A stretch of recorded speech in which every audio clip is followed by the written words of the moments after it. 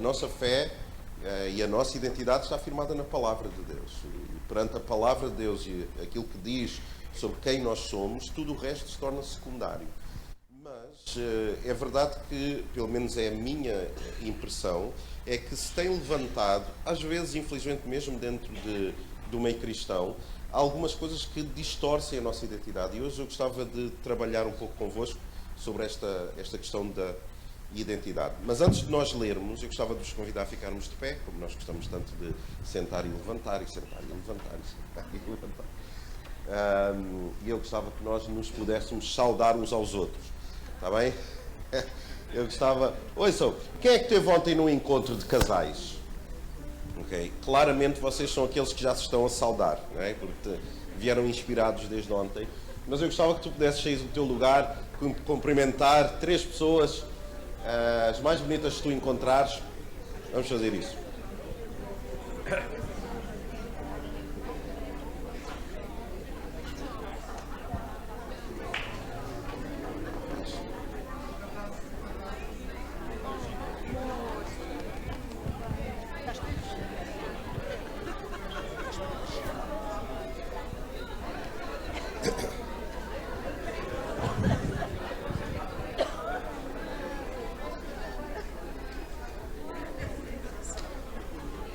Obrigado.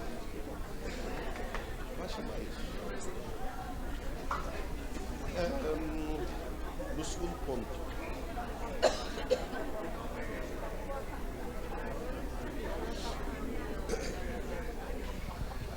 Amém. Aqui alguns irmãos estiveram fora, nomeadamente no México, sem querer expor ninguém. Nós aqui no frio e na chuva, e há aí um casal que foi para o México. Vamos ver? Vamos sofrer juntos. Vou para o México. A ver, graças a Deus.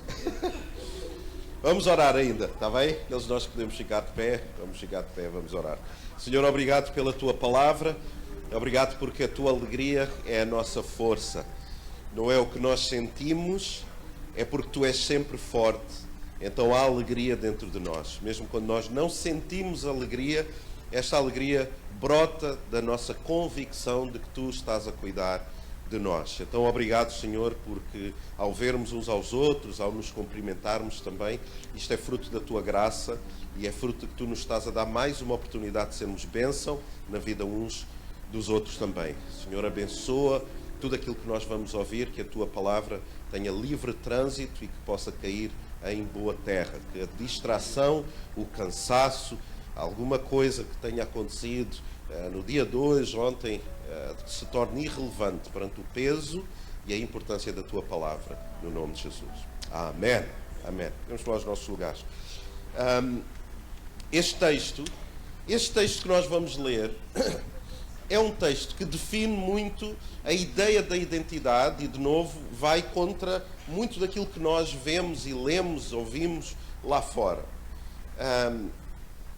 Porque vejam o que é que diz. Diz assim, Romanos 7, versículo 18, diz assim, isto é Paulo a dizer, não é? Paulo será um dos expoentes máximos da fé cristã.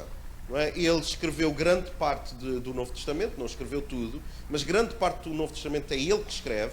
Então, quando ele fala com uma autoridade de alguém que, ainda que não tenha seguido Cristo enquanto Cristo estava vivo, ele não foi um dos discípulos, mas ele tem um encontro com Cristo e o que ele fala tem uma autoridade apostólica também. Então, o que ele fala, nós devemos entender como sendo este expoente máximo da fé, etc.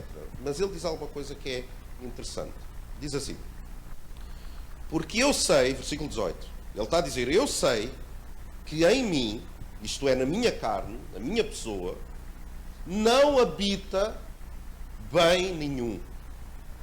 O que Paulo está a dizer é que ele entende, para arrumar algumas ideias, ele diz assim, se ele estivesse aqui hoje, ele diria assim, essa ideia de que nós somos todos bons, a natureza humana é boa, com o tempo é que nós...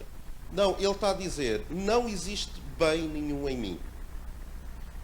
Não, o que ele está a dizer é que a humanidade não é, por natureza, não é boa. E independentemente de nós acreditarmos ou não que o pecado de Adão se estendeu, o pecado original, etc, etc, isso é outro assunto. Mas o que Paulo está a garantir é o seguinte: eu não há nada de bom em mim. A minha natureza não é boa. E ele elabora. Ele explica porquê. Pois o desejar fazer o bem está em mim. Eu desejar fazer coisas boas, eu tenho esse desejo até. Porém, o efetuá-lo não. Eu tenho desejo de fazer coisas boas, mas o fazer as coisas boas eu não consigo. Eu quero muito fazer coisas boas, mas há algo dentro de mim que... E ele era convertido. Nós não estamos a falar de um incrédulo. Não estamos a falar de um descrente. E ele está a dizer, há algo dentro de mim que me impede de fazer o bem que eu quero fazer muitas vezes. Porque o bem, vejam só, o bem que eu quero fazer, isso eu não faço. Isto é Paulo que está a dizer. O bem que eu quero fazer eu não faço. Mas o mal que eu não quero fazer é esse que eu faço. Então ele está a explicar-nos um princípio muito importante, que é o seguinte: os nossos erros não nos definem. O que ele está a dizer é que o meu sentido de identidade não está nos meus erros, porque eu erro. Porque eu tenho coisas em mim que não são boas. E ele diz, aliás, as coisas boas que eu quero fazer, muitas vezes eu não faço. E o mal que eu não quero fazer é mesmo esse que eu faço. E ele está-nos a dar esta segurança, porque isto não é uma coisa trágica. Isto não é uma sentença. Isto é a ideia de que, apesar de nós fazermos coisas erradas, apesar de nós às vezes pensarmos coisas erradas, esses erros pensados e cometidos não nos definem. E eu não sei quanto aos irmãos, para mim isso é um alívio. E eu conseguir encontrar no apóstolo Paulo alguém que é tão humano quanto eu. E que não se envergonha da sua humanidade, tal como Deus não se envergonha do cheiro da nossa humanidade. Os nossos erros não nos definem. Mas Paulo, ele não nos deixa órfãos nesta ideia. Ele diz alguma coisa num outro capítulo, capítulo 8, versículo 13, ainda nesta senda, nesta procura do entendimento da ambiguidade e da complexidade que existe dentro de nós, que nós somos capazes do melhor e somos todos nós capazes do pior. Ainda assim Paulo não nos deixa sozinhos com esta ideia, e ele diz assim: porque quando ele está a falar sobre o mal que eu faço, ele está a falar da carne. É a minha carne. Mas ele diz assim no versículo 13: porque se viverdes de acordo com a carne, certamente morrereis. No entanto, é esta a esperança. Há um mas, há um contraditório, há o outro lado. No entanto, se pelo Espírito fizerdes morrer os atos do corpo, vivereis. E ele remata com esta definição, ele diz assim no versículo 14: porquanto todos, não alguns, todos os que são guiados pelo Espírito de Deus, são o quê? São filhos de Deus. E aqui também remata, ainda que seja um assunto complexo, mas ainda remata esta questão que é, segundo este versículo, quem são os filhos de Deus? São aqueles que são guiados por quem? Pelo Espírito de Deus. Então alguém que não é guiado pelo Espírito de Deus não tem esta filiação. Nós então entendemos que é possível nós sermos guiados pelo Espírito de Deus. É possível nos nossos erros, ainda assim, nós termos segundas e terceiras oportunidades de fazermos o bem. Então os nossos erros não nos definem. Não é o meu erro, não é as vezes que eu falho, não são os meus fracassos que me definem. Mas é se eu sou ou não guiado pelo Espírito de Deus. E aqueles que são guiados pelo Espírito de Deus são filhos de Deus. E guarda esta expressão, filhos de Deus. Mas se os meus erros não me definem, as minhas falhas, as minhas limitações, os lugares onde eu não consigo aceder pela graça, pela misericórdia que ainda assim Deus tem para mim, mas eu não acerto sempre, eu deixem-me dar outra notícia. Se os nossos erros não nos definem, os nossos acertos também não nos definem. Veja o que é que diz Lucas capítulo 23, versículo 39. Nós percebemos, os nossos erros não nos definem. Só é curioso que as pessoas têm este hábito de, se eu disser assim, os teus erros não te definem, nós não temos grande problema em aceitar isso. Eu não sou um produto dos meus erros.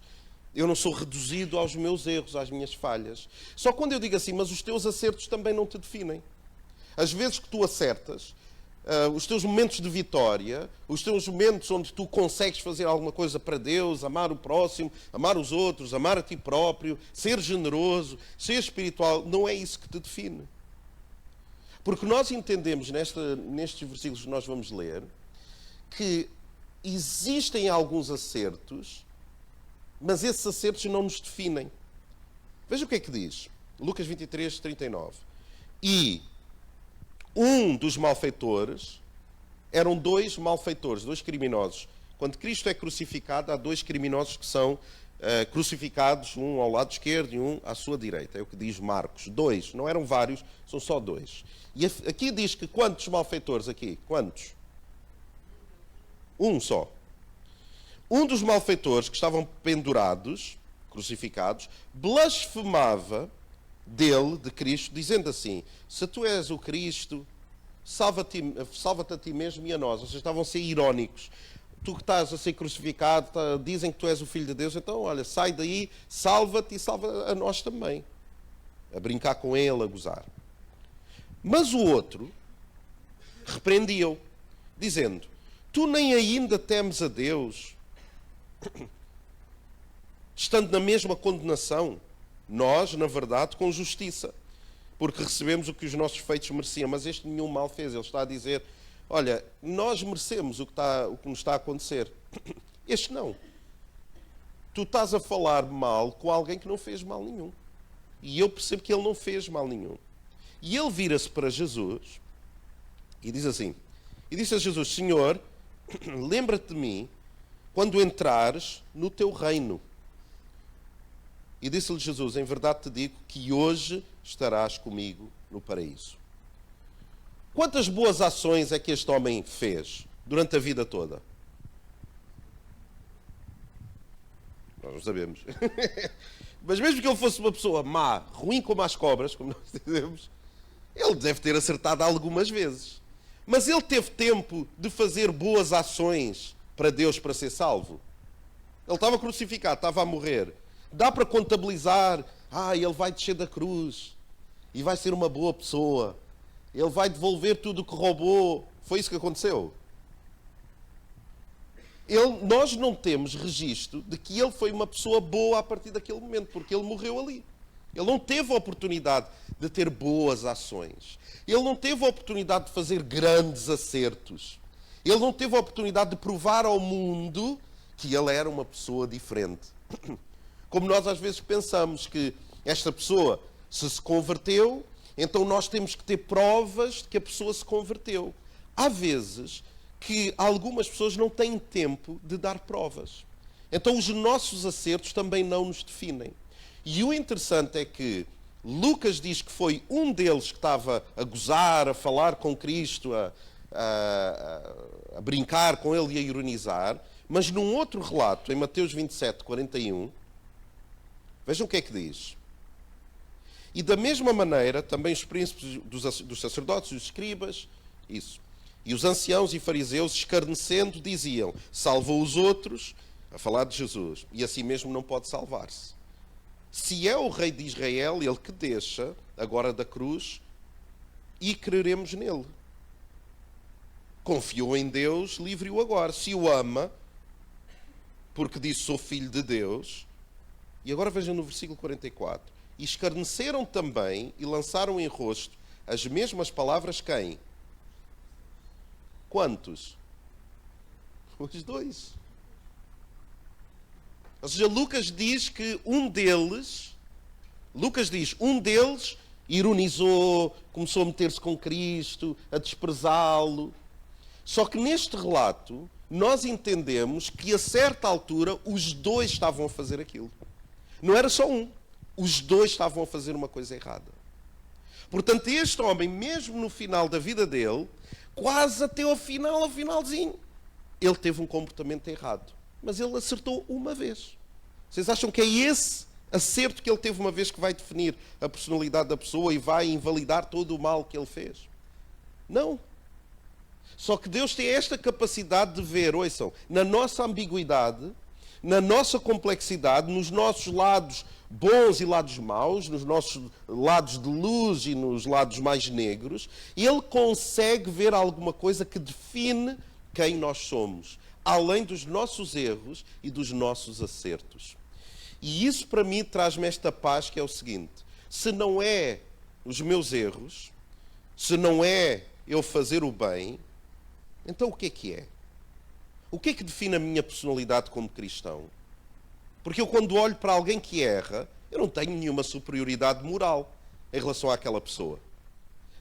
Há pessoas que são muito rápidas a julgar os outros e julgam mal. A palavra diz para nós não julgarmos os outros, porque nós também seremos julgados. Mas diz outra coisa interessante que diz: se é para julgar, nós devemos julgar com retidão e justiça.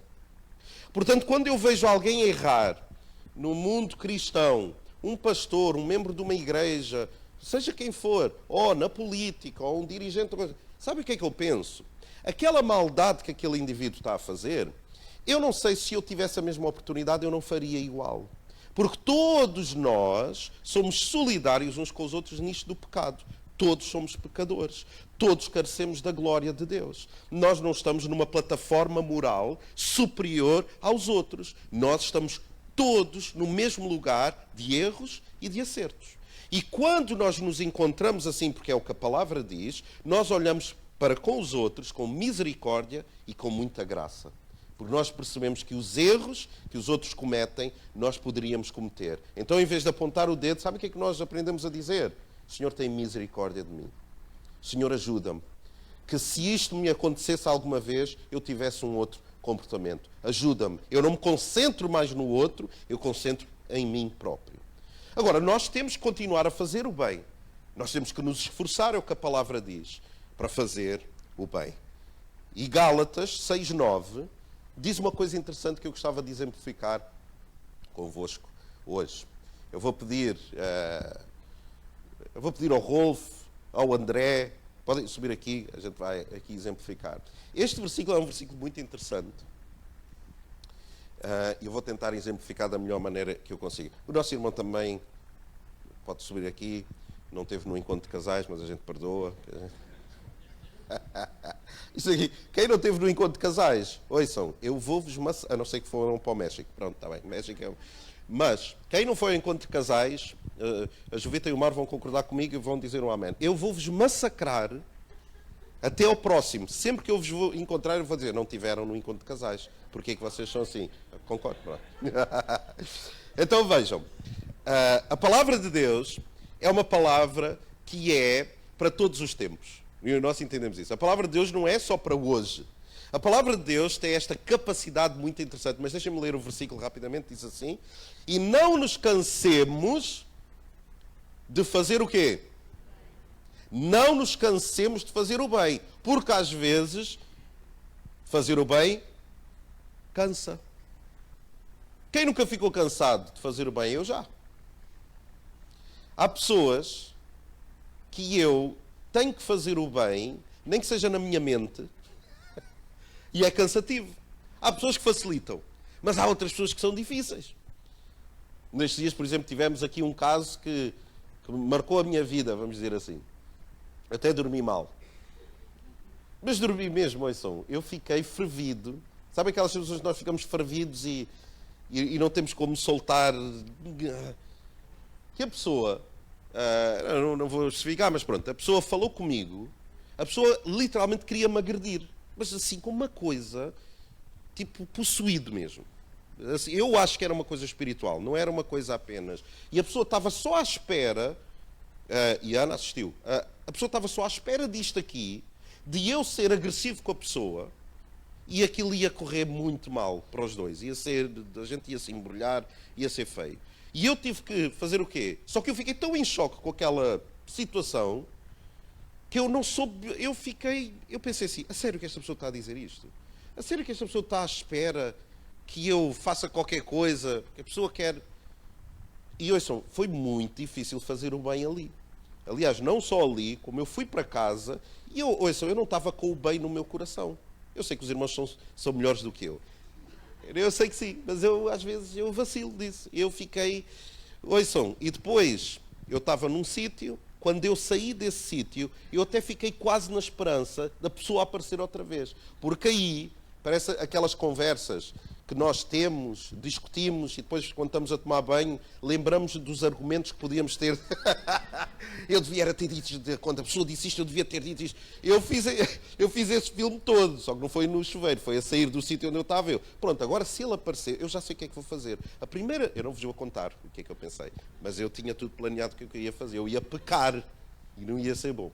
Mas, às vezes, fazer o bem cansa. Mas ele dá uma garantia, que ele diz... Porque a seu tempo ceifaremos. Ou seja, faz o bem, porque a seu tempo tu vais ceifar.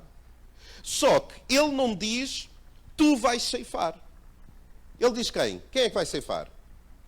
Nós. Mas como assim?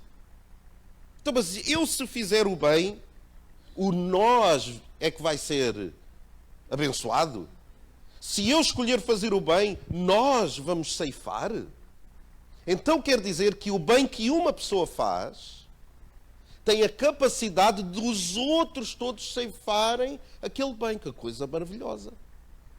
Mas, este texto, vamos pensar assim, o André é mais alto, vem para aqui.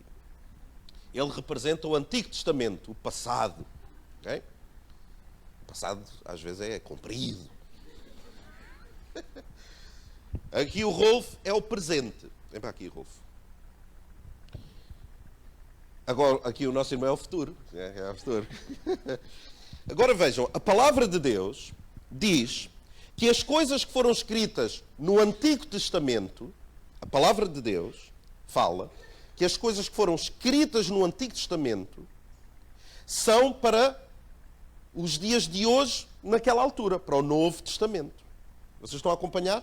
As coisas que são escritas no Antigo servem para as pessoas que estavam no Novo. Só que o interessante é que aquilo que é escrito no Antigo Testamento tem validade para o Novo Testamento, que é isto que nós estamos a ler, Paulo, mas tem também utilidade para quem? Para o futuro. E quem é que está aqui no futuro? Somos nós. Então, quando Paulo está a dizer isto, ele está a dizer assim, ouçam porque isto aqui... Se apanharem esta ideia, nunca mais vão ver a Bíblia também da mesma forma. O bem que é feito aqui, no passado, por alguém lá no Antigo Testamento, vai ter impacto no Novo Testamento, e esse impacto não para no Novo Testamento, mas vai até aos dias de hoje. Então Abraão, quando é fiel, ele impacta a vida do apóstolo Paulo, que impacta a vida do pastor Nuno Ornelas hoje aqui. Então o que os teus avós fizeram impactou os teus pais e agora impacta a tua vida. E tu depois vais impactar a vida dos teus filhos e vai haver uma continuidade dos filhos para os netos e sem os netos saberem, os netos foram influenciados por aquilo que o avô fez. A palavra de Deus tem esta capacidade de nos garantir que o que nós fazemos, por mínimo que nos possa parecer, ouça com atenção, o mínimo que nos possa parecer, aquilo que nós fazemos hoje vai passar para uma outra geração e é a garantia que o nosso testemunho será passado até outras gerações. Então o bem que nós fazemos hoje vai passar para outra geração e vai passar para outra geração. Mas agora, se ele se cansar de fazer o bem, esta geração não vai usufruir deste bem. Ah, não, mas é que eu fui muito magoado e esta pessoa destruiu a minha vida, eu tinha planeado e esta pessoa e eu... Não te canses de fazer o bem, porque o bem não é só para ti. O bem é para outros que vão usufruir. A tua fidelidade vai impactar outras pessoas, outras gerações. E a outra geração faz o bem e a outra geração é abençoada. Portanto, nunca pensem nunca pensem que o pouco que nós fazemos é assim pouquinho. Não, nas mãos de Deus atravessa gerações. Essa é a garantia da palavra. Posto isto, obrigado pessoal, obrigado, Deus os abençoe. E como eles foram os voluntários tão maravilhosos, uma salva de palmas para eles, muito obrigado. Então deixem-me contar-vos uma história rapidamente sobre o impacto de nós fazermos o bem. Há muitos anos atrás, havia um irmão da igreja, não era o pastor, e ele era comprometido em estar todos os domingos na igreja, todos. Mas naquele domingo em particular, estava a nevar. Aí nevava, mas há muitos anos atrás. E aquele irmão saiu de casa, a mulher a dizer: não, porque nós hoje podemos ficar em casa, está tão bom aqui. Quem nunca ouviu esse? Claro que toda a gente às vezes não. Menos os pastores têm mesmo que vir. A gente, melhor que a gente, não tem essa hipótese.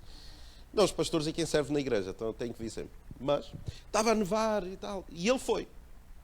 No meio da neve, lá foi ele para a igreja, uma igreja pequenina, mas uma igreja fiel a Jesus. E foi, e chegou lá. Quando chegou lá à igreja, Sílvia, não tinha ninguém da igreja. E ele não era o pastor. E ele ficou, mas nem o pastor veio. Entretanto, há um outro rapaz, nada a ver, 15 anos, que ia para a igreja. Mas ele nem era crente. Ele ia à igreja como ia a um outro lugar qualquer. Ele não tinha aceito Cristo no coração, ele não era convertido. E ele queria ir para a igreja dele. Só que estava a nevar tanto que ele não conseguiu. E começou a nevar cada vez mais. E ele, olha, eu tenho que encontrar um abrigo. E ele viu uma igreja pequenina, a igreja dele era maior. Ele viu uma igreja pequenina e ele disse: olha, eu vou-me abrigar naquela igreja. E ele chega perto da igreja, vê a placa. E ele lembrou-se, aquela era uma igreja que tinha fama, que as pessoas lá cantavam tão alto que toda a gente ficava com dores de cabeça. E ele disse: pá, esta igreja... Mas pronto, eu vou entrar, eles devem estar a fazer o culto também. Lá entrou. E estava ele, aquele irmão que enfrentou a neve, e mais umas quantas pessoas, poucas, 10 no máximo. E aquele irmão pensou: pois, olha, não está aqui o pastor, eu vou subir e vou dizer qualquer coisa.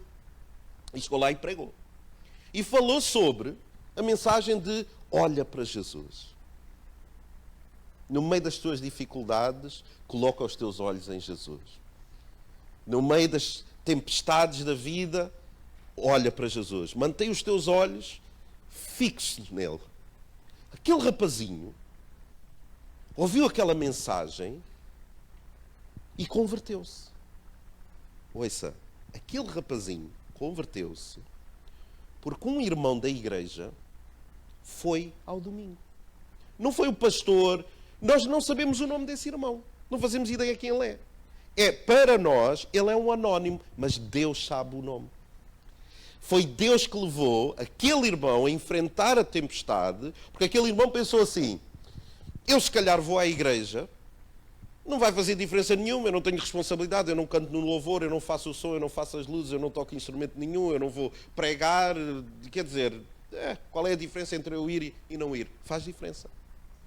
Porque o facto daquele irmão ter sido fiel, como alguns dos irmãos são fiéis em estar aqui no domingo, levou a que aquele miúdo se convertesse. Sabe qual é o nome daquele miúdo? Chamava-se Charles Spurgeon. Ou seja, um dos maiores teólogos de sempre. Este homem converteu-se pela fidelidade de um irmão, que ninguém sabe o nome. E ele tornou-se um grande vulto porque alguém não se cansou de fazer o bem. Entretanto, este homem, ele participa em algumas cruzadas, etc, etc. E ele influencia um professor de escola dominical. Eu gosto tanto destas histórias. Professor da super igreja das crianças. Que o nome também torna-se irrelevante. Ele não foi uma pessoa, um vulto. Mas esse professor da super igreja das crianças, ele levava tão a sério o que ele fazia, que havia lá um rapazinho que ele sempre que olhava, ele dizia: pá, ele não presta atenção nenhuma ao que eu falo, que eu dou aqui a lição às crianças, eu vou ter com ele. eu vou ver onde é que ele está. E ele foi ter com o rapaz trabalhava numa sapataria, e ele foi lá, e esse professor de escola dominical falou o evangelho a esse miúdo também. Professor da escola dominical. E diz, tu precisas de levar a tua vida a Deus a sério. O rapaz converteu-se. O rapaz converteu-se às mãos do professor da escola dominical, da super igreja. Esse rapaz chamava-se D.L. Moody, que é um grande vulto, um grande homem de Deus. Mas um grande homem de Deus. É curioso que este D.L. Moody conheceu Charles Spurgeon. E ele, uma vez, eu não sei se tu sabes essa história, eles um dia encontraram-se e estavam a falar sobre teologia, e o Charles Spurgeon saca de um charuto e acende e começa a fumar, porque ele fumava. Porque há muitos reformadores, eles que fumavam. E ele começa a fumar. E o D.L. Moody, muito ofendido, ele diz, mas tu és um cristão, quer dizer, como é que tu estás a fazer uma coisa que faz mal ao corpo? Estás aqui a fumar? Eu acho que isso é um péssimo testemunho. E o Charles Spurgeon chega perto dele, dá-lhe 2 toques na barriga, que ele era barrigo, e diz assim, olha, tal como eu fumo, mau é tu comeres como tu comes. Às vezes estás a olhar para mim a fumar, mas comes que nem um javali. Este D.L. Moody prega, e chega a um outro indivíduo que se chama Mordecai Ham, que se converte, também é um grande homem de Deus. E ele faz cruzadas. Ele prega em muitos sítios, etc. E há 2 rapazes. Vejam, como é que isto começou? Com aquele irmão... Ou seja, aquele irmão que foi fiel, não se cansou de fazer o bem, que foi à igreja no meio da tempestade, no meio da neve, aquele irmão começou esta onda toda. Estas pessoas que eu estou a falar ganharam milhares de pessoas para Jesus. Milhares. E aquele irmão que foi naquele dia, ele não sabia o impacto que a sua fidelidade e que ele fazer o bem teria no mundo. Não é o impacto nos Estados Unidos, é no mundo. Este homem converteu-se, ele começou a evangelizar, etc. Depois eles faziam cultos grandes, ao ar livre, em tendas. E há 2 rapazinhos que pensam, vamos lá ver, eles têm um coral, umas coisas giras. Vamos lá ver do Mordecai. Só os miúdos também não eram crentes, não queriam nada com Jesus, era um espetáculo e pronto. E vão. Agora, esta é para os nossos porteiros e o pessoal que serve nas boas-vindas, etc. E eles vão, mas não há lugar para eles. Então um vira-se para o outro e diz assim, olha, vamos embora, não há lugar. Mas há um porteiro, de novo, ninguém sabe quem é o porteiro, mas há um porteiro que chega ao pé desses 2 rapazinhos e diz assim, olha, não se vão embora, eu arranjo um lugar para vocês. Eu vou arranjar um lugar, vou arranjar qualquer maneira de vocês ficarem. E os rapazinhos, não, mas nós estamos mesmo numa de ir embora. Não, eu vou arranjar lugar para vocês ficarem. E ele arranja lugar, não é um grande lugar, atrás do coral. Tinha um coral grande. E este Mordecai Ham, ele prega a mensagem da cruz, ele prega o evangelho, e aqueles 2 miúdos convertem-se lá. E eles só ficaram por causa de quem? Dos porteiros. E um desses rapazes chamava-se Billy Graham, ou seja, um dos maiores evangelistas do mundo. Uma pessoa que a mensagem de Jesus chegou a milhões de pessoas. É uma pessoa que ele enchia estádios com facilidade. Aqueles dos irmãos que gostam da história da igreja, essas coisas. Ele converteu-se, ouça, pela fidelidade de um porteiro. Alguém que estava a fazer o seu trabalho com zelo. Alguém que estava a fazer o seu trabalho não para descargo de consciência, mas com brio, com excelência. Que é, eu não vou deixar estes 2 miúdos irem embora, eu vou arranjar um lugar para eles. Portanto, irmão, a sua presença é preciosa neste lugar. O seu voluntariado, o seu coração de serviço é precioso neste lugar.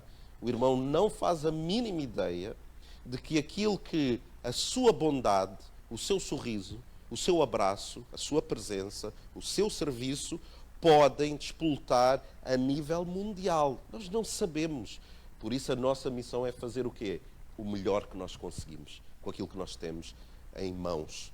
E quem sabe nós podemos impactar tantas vidas. Então, se não é os meus erros, os meus acertos, ainda que nós não nos devamos cansar de fazer o bem, o que é que então me define? E eu termino. É a nossa filiação que nos define. É de quem nós somos filhos é que nos define. Se nós somos filhos de Deus ou apenas criaturas. Deus criou a todos. Filhos são aqueles que o chamam de pai e aqueles que são guiados por Deus. É o que a palavra nos ensina. E o exemplo máximo disto está aqui. Mateus 3,16 diz assim, Jesus ele vai para ser batizado e diz assim, e sendo Jesus batizado, saiu logo da água. Lembrem-se que antes do batismo, Jesus não tinha feito milagre nenhum. Não havia nada de excepcional na vida de Cristo.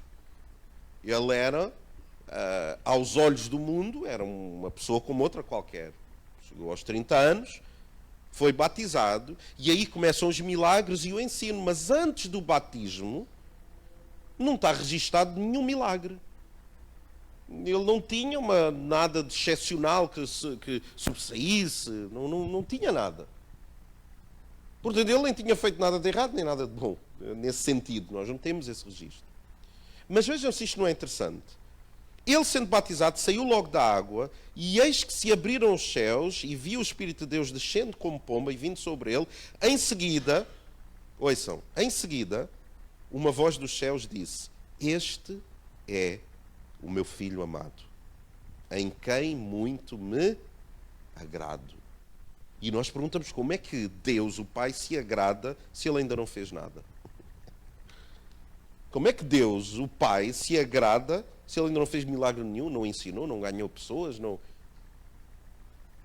Porque o facto de nós sermos filhos é o que agrada a Deus.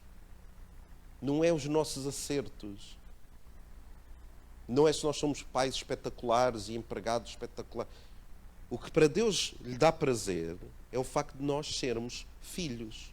Ou deixem-me fazer-lhes uma pergunta. Se os vossos filhos se portarem mal, vocês já não gostam dos vossos filhos?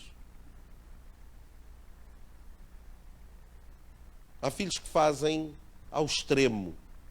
E se eu me sentar com qualquer pai, qualquer mãe, podem fazer do pior. Já adultos, não estou a dizer de criança, já adultos podem fazer do pior. A filiação não é alguma coisa que de repente eu já não quero mais. Agora já não és mais meu filho. Um filho é sempre um filho. E nós sofremos pelos filhos mais do que sofremos por nós próprios. Deus tem a mesma postura para connosco. Ele ama-nos porque nós somos filhos. Não é por causa dos nossos erros ou dos acertos. É simplesmente porque nós somos filhos. Mas então, se nós entendemos que somos filhos, nós devemos nos comportar como filhos. Há um versículo que diz assim. Aliás, deixa-me dizer, quando somos filhos não acertamos sempre, mas queremos melhorar. O que eu vou contar, e depois vamos ler só mais um versículo e eu termino. A maneira como o irmão ou a irmã vai acolher o que eu vou contar vai definir se o irmão ou a irmã quer ou não melhorar. Nós apoiamos projetos missionários. E nós temos uma coisa que a mim me agrada muito. E que é um bocado novo, quando eu vim para a Jubileu, e eu concordei logo. Eu achei que isso fazia muito sentido, que é, nós não somos contra apoiar missionários que saem de Portugal e vão para outro país. Nós não temos, se sentirmos e se fizer sentido, nós apoiamos. Mas nós, como igreja, acreditamos muito mais em apoiar os nativos. As pessoas que estão nos países e que estão a servir a Deus lá. Essa tem sido a metodologia de apoio dos missionários. Mas agora imaginem que nós enviamos um missionário. O Rafael. O Rafael sente Deus e pensa, pastor, eu e a Sara, nós vamos servir a Deus em Cancún. Não. Essa era uma chamada. Vamos para uma tribo perdida na Amazónia. E nós enviávamos eles. E nós levantávamos ofertas para sustentá-los. Só que eles chegavam lá na Amazónia, Chipenda, que é o nosso tesoureiro maravilhoso. E a Chipenda estava com atenção, nós estamos a investir neles, é uma benção, não é? Só que eles chegam lá, compram um terreno, compram uma bela casa, gastou o dinheiro que nós investimos na boa. E depois o Chipenda manda um relatório. Olha, como é que é o relatório das missões? Ah, não, tem sido bom. Tem sido bom. Temos filhos, estamos a criar os nossos filhos. Temos o nosso ordenado, estamos. E o Chipenda pergunta, mas e falar de Jesus? Fazer a missão pela qual vocês foram enviados? E eles, se acontecer, a gente não nega. Se alguém nos perguntar se somos crentes, nós dizemos que somos. Nós não estamos. Não, está na boa. Vocês acham que faria sentido nós continuarmos a sustentá-los e a considerá-los enviados da nossa igreja como missionários? Sim ou não? Não. Mas veja o que é que a Bíblia diz. A Bíblia diz assim. Porque, 10:13, Romanos 10:13, porque todo aquele que invocar o nome do Senhor será salvo. No entanto, como invocarão aquele em quem não creram? E como crerão naquele de quem nada ouviram falar? E como ouvirão, se não há quem pregue? E como pregarão, se não forem o quê? Enviados. Ele está a falar de quem? Quem é que são os enviados? Quem? Então, este exemplo que eu estava a dar do Rafael e da Sara, desses missionários que eram um bocado missionários da tanga, sabem quem são esses missionários? Tu. Pois é. Porque quando nós nos convertemos, nós somos o quê? Enviados. Nós somos missionários. Deus enviou-nos. Deus enviou-nos para o nosso local de trabalho, para a nossa família, para os nossos amigos, para a igreja. Agora imaginem, Deus envia e nós não falamos de Jesus a ninguém. E estamos a viver a nossa vida. Estamos as nossas finanças, não somos generosos, somos com o que sobra. Do nosso tempo, só vamos quando dá a jeito. Nós somos missionários. Então a nossa filiação como filhos deve ser uma filiação de envio. Quando nós saímos aqui por estas portas, nós estamos a ser enviados para as nossas famílias, para os nossos locais de trabalho. E era tão interessante se nós entendêssemos que nós somos esses missionários, que nós recebemos de Deus, temos uma missão, mas nós muitas vezes não cumprimos. E eu começo por mim, há vezes que eu não faço isso. E por último, portanto, deixem-me, quando saírem por aquela porta, lembrem-se que são missionários. Aquilo que Deus nos tem dado não é só para nós. As nossas finanças, o nosso tempo, a nossa saúde, as nossas famílias, a nossa casa, não é só para nós. Nós somos missionários.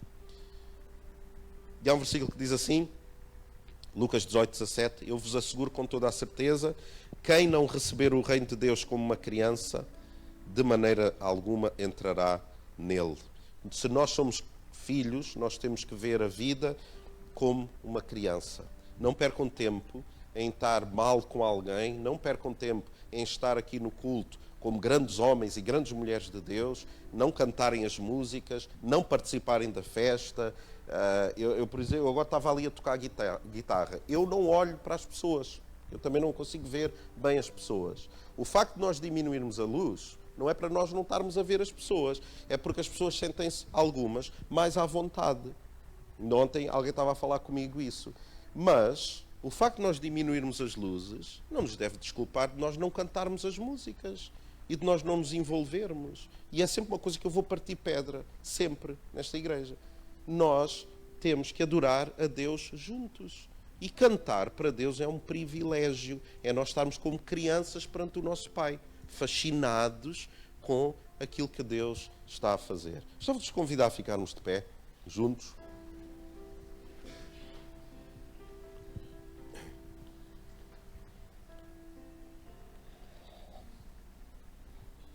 eu gostava de orar. E sabem que uma das coisas que as crianças têm, que as crianças são muito sinceras, elas dizem umas coisas, e não, principalmente quando estão perante os pais. Não é? Quando têm alguma dificuldade, eles dizem: está-me a doer aqui, não me estou a sentir bem, sei que tenho fome, tenho sede, seja o que for. E é um alívio que eles comunicam. E eu gostava que nós pudéssemos comunicar com Deus hoje, como filhos. Sejam como crianças, não é sejam infantis. Sejam como crianças naquilo que as crianças têm de bom. Não é sermos homens e mulheres infantis. Vamos ser como crianças. E eu gostava de orar, especialmente pela saúde de alguns irmãos. Eu gostava que nós pudéssemos orar. Eu vou convidar o presbitério a orar também. Mas se tu estás a passar por alguma questão de saúde, gostava de desafiar a tu vires à frente. Vou convidar o grupo de louvor a ir subindo.